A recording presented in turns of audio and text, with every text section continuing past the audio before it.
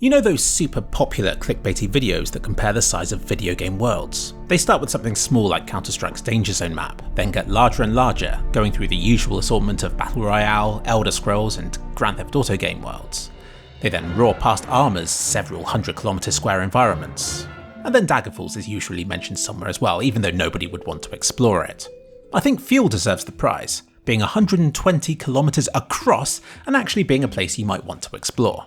But then most of these comparison videos go a bit too far by including entirely procedurally generated environments like Minecraft's, which could effectively just go on forever, and they claim it's larger than planet Earth. Or perhaps they feature something really ridiculous like No Man's Sky or Space Engine, where clearly the same rules no longer apply. And if they don't cover these, then someone in the comments section will. But how big is Minecraft's world? And how is this relevant to Counter-Strike in the slightest? Well, Minecraft's world sort of has a size. There are whispers of far lands, where conventional laws of physics break down and the world ends up doing funky stuff like featuring mountains full of person-shaped holes that you just want to fit snugly into.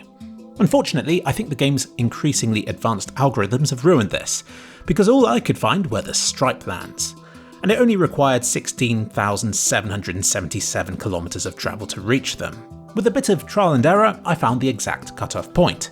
Typing the console command toilet paper 090 16,777,216 will get you right to the edge of Minecraft's world as we know it. At this point, the world stops being solid and begins missing every other row of blocks, resulting in a stripy, unusable world. Here, nothing is solid, and I can only float up and down in the air where I spawn to. But that's why they're called floating point numbers, I suppose. Because 16,700,000 just happens to be 2 to the power of 24. It also happens to be exactly how many colours a standard 8-bit monitor can display. Isn't life full of incredible coincidences? It's almost like there's got to be more to it than that. But I won't talk about why in this video, because you won't understand it. And more importantly, because I don't. Just know that floating point numbers have more accuracy closer to 0, so as you go further away from that point in games like Minecraft and, yes, Counter-Strike, the errors get bigger, and everything gets more janky. And exciting. There's a guy currently trying to reach the Far Lands in Minecraft, in a series called Far Lands or Bust. His experience is already becoming super janky and rubber bandy, and he's only 1/3 of the way there. And he's been doing it for 10 years so far. Best of luck to him. Luckily, it won't take me so long to achieve this in CSGO, because it seems like a unit in CSGO is about 1 inch instead of 1 meter, and because I can just speed up time to travel there. But I can't teleport there.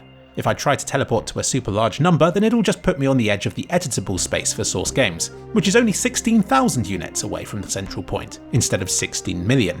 So it looks like I'll have to do it the hard way.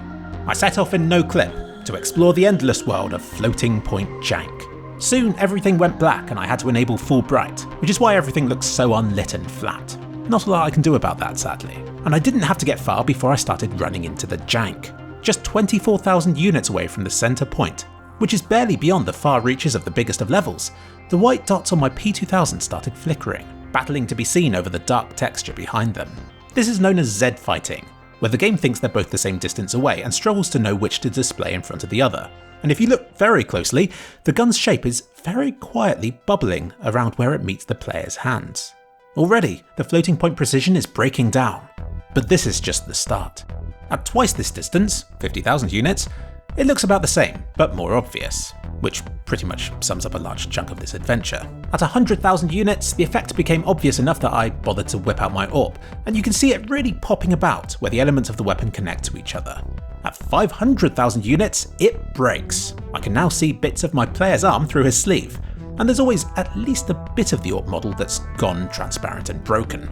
It looks kind of cool on the P2000, as though layers of the weapon are being stripped away, and the knife, for some reason, holds up well and remains almost perfect, despite the power of maths working against it. Now 2.5 million units. You can make out streaks across the model as it's moving, as though everything passes through a number barrier where the rounding error momentarily gets greater. The models are no longer represented as points, but more as a visible grid that the points dart between. And at 5 million units, surprise surprise, this effect gets even more apparent. Even the knife, which had been behaving so well up to this point, is starting to look a little silly now. As I approached 16.7 million units, I noticed occasional bright flashes on the screen that I can't explain. Perhaps they're singular polygons that bug out enough to become infinitely large. Maybe they're not. Maybe this is what the fourth dimension looks like. If so, I don't want to go there. But whatever these things were, they were infrequent. Although I tried to keep myself level and from going too far diagonally, it turns out that my exact distance from the central point doesn't matter. The only thing that does is my raw X or Y values, hitting that critical 16.7 million unit figure. So, just before I pass over the event horizon, here's one last look at my janky weapons. And here's a quick warning about epileptic seizures, because things are about to get very, very uncomfortable for anybody watching this. Don't try this at home. Seriously, it's painful. Suddenly, the white flashes I had previously only briefly encountered became my reality, and the screen forever flashed between white and grey. It really wasn't nice, but I wanted to see if there was another stage to it. Would I finally break out of this region again, or was this to be my existence forevermore? Incredibly, at 22 million units, it stopped, and I inspected my weapon again, now jankier than ever. So if you ever complain that CSGO is broken, just know that a game hosted out here would be even more so. I'd kind of like to see it if I'm honest. And then I pushed on further still. I don't know how far I got, maybe 30 million units, and then the game suddenly crashed.